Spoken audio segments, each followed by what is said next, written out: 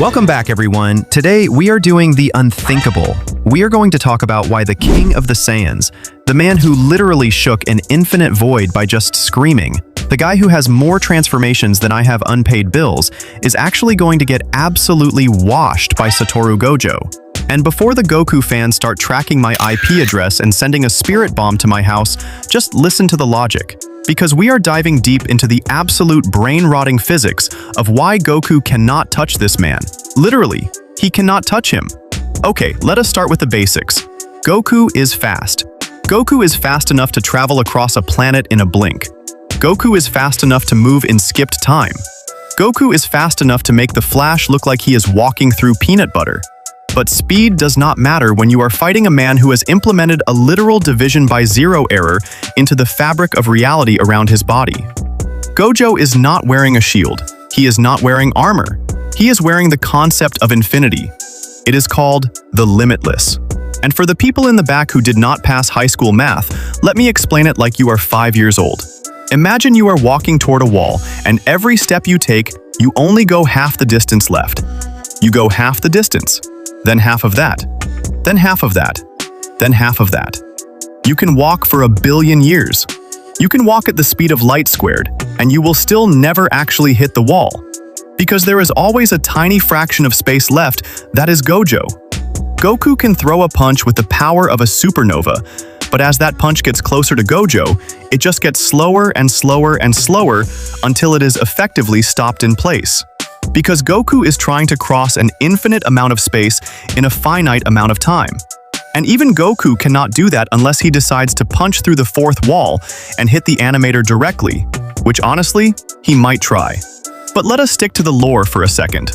Now let us talk about the big one, the Domain Expansion Unlimited Void. This is the part where Goku fans start sweating because they know Goku has one major weakness, and it is not needles, and it is not being a bad father. It is his brain. Goku is a combat genius, but he is still a biological entity with a nervous system. And Gojo's domain expansion does not hit you with a beam. It does not hit you with a blast. It hits you with literally everything all at once.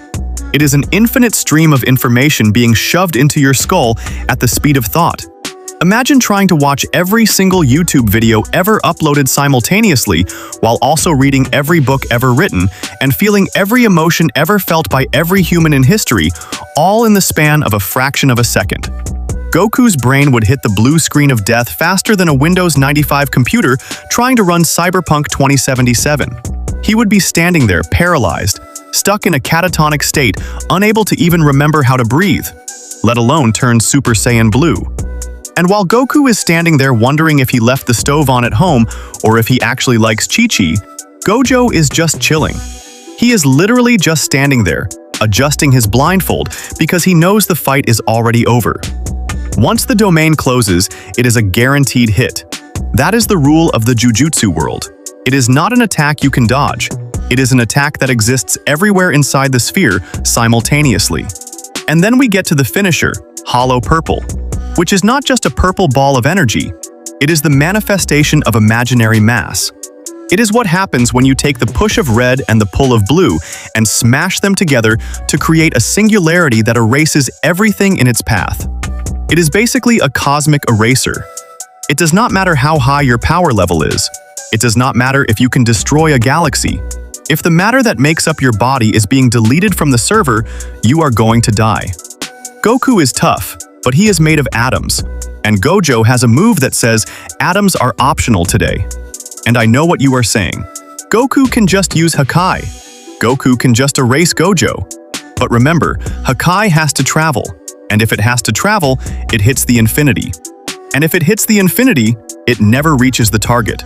So Goku is standing there screaming and glowing like a neon sign, while Gojo is just vibing behind an invisible wall of math, eating a strawberry crepe, and waiting for Goku to get tired so he can just tap him on the forehead and send him to the Shadow Realm. It is the ultimate hacks versus power debate, and in this house, we respect the hacks. Because you cannot punch a concept and you cannot outrun infinity. So go ahead and cry in the comments. Tell me how Goku solos. Tell me how he shakes the universe. But unless Goku starts carrying a calculus textbook and a degree in quantum physics, he is not touching the honored one. Thanks for watching. Like and subscribe, or Gojo will expand his domain in your living room and you will have to explain to your mom WH.